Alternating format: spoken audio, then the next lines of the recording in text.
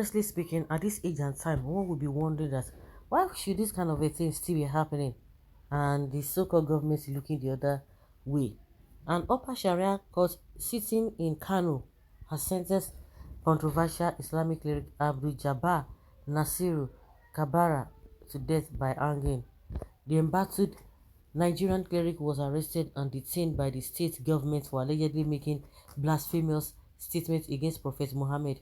According to the charge, his statements are capable of disrupting public peace. Abdul Jabbar was charged on July 16, 2021 by the Kano state government before Justice Saki Yola over alleged blasphemy and incitement. Abdul Kabara is famous for his controversial religious commentaries and statements which some Muslims have regarded as sacrilegious to Prophet Muhammad. On Thursday, the court sentenced the cleric to death by hanging. After delivering the judgment, Justice Sakiola gave the convict 30 days to appeal the judgment or forfeit his right to do so.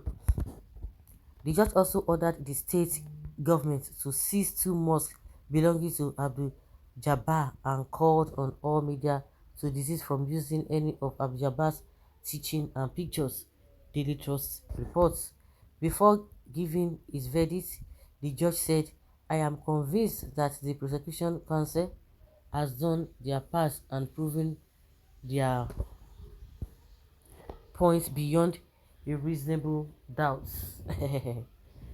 Well, he thereafter convicted the defendants of all the charges levied against him. However, there was a mild drama in court when barrister Aminu Adu Abubakar, who stood as the defense counsel, asked the court to accord leniency to Abdul for he did what he did out of ignorance. At that point, Abdul stood up and said he did not know the lawyer, who, according to the cleric, he was seeing the lawyer for the first time. "I don't know him. This is the first time I am seeing him. He should not be allowed to speak on my behalf. I can and should be allowed to speak for myself," he said. The judge, however, said the lawyer was recognized by the court of the defense counsel.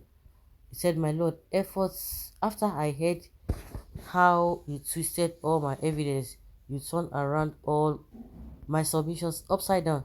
You have assisted worse to me that I have never altered. Deliver your judgment, and I am not asking for leniency at all. I want all my followers to know that I will die a hero, and I don't want you, the judge Ibrahim Sakiola, to do me any favor or grant me leniency. This is my last word. Assalamu alaikum," he said. Okay. The man said he don't sign. He don't sign. So don't speak on my behalf. He didn't do anything out of ignorance. That is what he's trying to get us. But what I said from the beginning, how can this kind of a thing be happening? How many these things do we have in this country? And the worst part of it is that we're told that it is even the government that first arrested this man. I don't understand though, the manner at which things are being done, especially, if people talk about a division in this country, because some people are of the opinion that say, oh, they want to go the other way. Some people are doing things in an abnormal way. So if you have a different law for different people and you call it a nation, how do you expect that to function very well? It's not going to function. Not at all. It's not going to function. But the man himself is not even bothered. He's not bothered at all. It's not bothered at all. Waste of time, as appeal and Supreme Court will strike it off. To me, this country called Nigeria cannot stand as real nation until the 3 regions that made her as one nation are separated. And that's it. Please educate me. Does blasphemy against Allah or God, or as a place in Nigeria constitution which is superior to Sharia laws. Even the people themselves, they believe in that. What exactly did he say that warrants his death? Why is no media telling us exactly what he said? Where is 1999 Constitution of Nigeria? He reached to ask. What judgment was he expecting before when he knows those he is dealing with? I only wished he repented before leaving. It is not worth it. Southern Nigeria and all men of goodwill shall pay for this forceful unification to the very end. Kano State is following Islamic Sharia law so that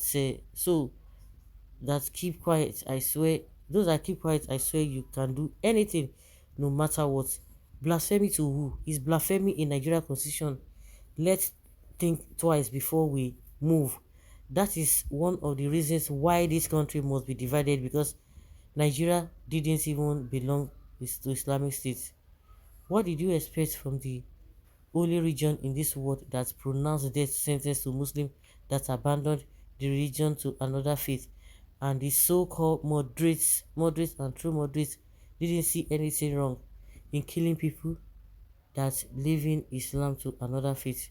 It's no be mistake that Boko Haram, Akida, Taliban, Al-Shabaab, ISIS and ISWAP are claiming to be inspired by the doctrine of the religion. The same people use the same law confuse common man that it is haram to criticize people in government. To criticize people who are in government.